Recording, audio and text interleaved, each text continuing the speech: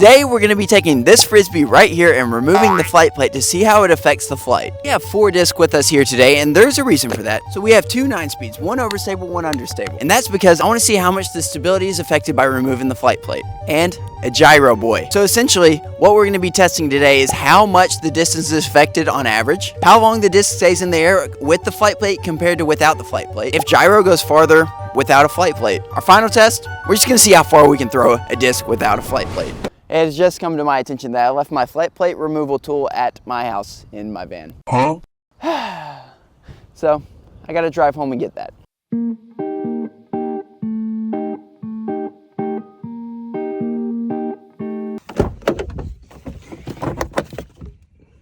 Got it. But first we have to see how far these fly with the flight plate still there. Overstable Raptor, understable Sapphire, and then a Crave. So here I'm gonna throw all of these on my just stock 80% hyzer and see how far they go.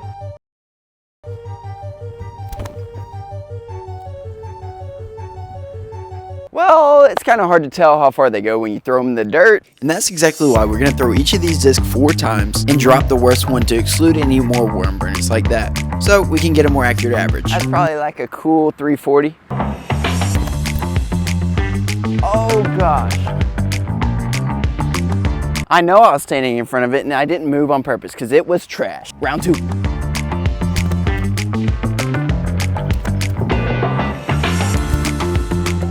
All right, we just threw round 3 and I didn't get it on camera, so my bad. Here's how far they all went. We're about to throw one more round and we're just gonna average the top 3 and exclude the bottom round. So we'll get the average distance and average air time from that, and then we're gonna cut these flight plates out. So let's go.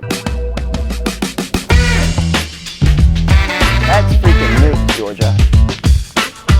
Holy crap. Where has that been this whole time? I've been throwing that mo freak in the dirt the whole time and I just chunked that joker at 460.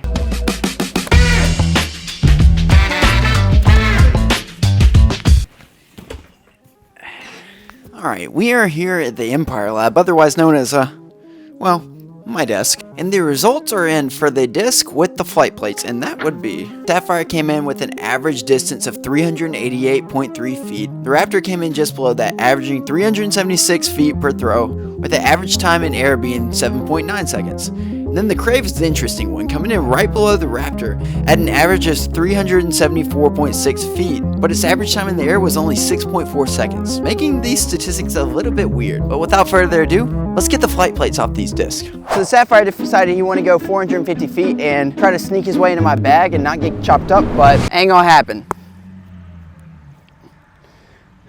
That was so anticlimactic. Now for the fun part. Let's get these flight plates off.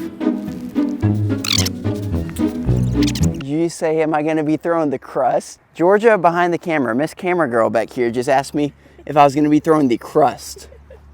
Yes, we're gonna be throwing the crust. We're making it uncrustable here.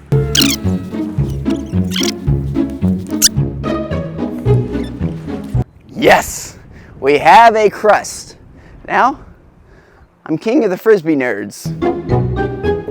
Now for the hard part. This Raptor is so cool and I don't want to cut it, but you know what they say, do it for the vine. That was actually way easier than the first one. By now you already know what all 3 of these discs average with the flight plate, so now to see without. All right, I guess we'll go in the same order. We're going Sapphire, Raptor, Crave. I don't even know if you can call it a Sapphire anymore. Whoa. Honestly, I really expected that thing to like turn and burn. It got more overstable when I cut that off. That's crazy. That did not go anywhere. I didn't expect it to go anywhere, but that went nowhere. If that was so overstable, no telling what this will be. This almost just negates stability, honestly. Just because it doesn't even have the time to fly to even have any left and right movement. That's in the same spot. Those flew identical. Like out of my hand, I was like, holy crap, I ripped that. That's gonna go 400 feet. Straight into the ground. Now the moment of truth. Does gyro go farther without a flight plate? Quite frankly, no, not at all. That went half the freaking distance. Statner John back with, well, you guessed it, more stats. And these stats are presented to you by EmpireDisc.shop. Without the flight plate, the Sapphire flew an average of 162 feet and stayed in the air for 2.32 seconds, only 28% of what it did with the flight plate. And the Raptor flew an average of 210 feet and stayed in the air for 2.15 seconds, only 27% of what it did before. And finally, the Crave, which flew 158 feet on average, but only stayed in the air for 2.2 seconds, only 34% of what it did before. And so we can see here that the flight plate affects more glide than it does distance, obviously. Now, back to the field. But now, what you came to this video for. How far can you throw a disc without a flight plate? We're about at 360 these suckers. That went the same distance, dude. That is criminal. I just threw it twice as hard and it went the same distance. Ah! Oh, this is criminal. I'm throwing them twice as hard as I was and they're going the same distance, if not shorter. What the heck is going on? They at least sound cool. I hope you can hear that coming out of my hand.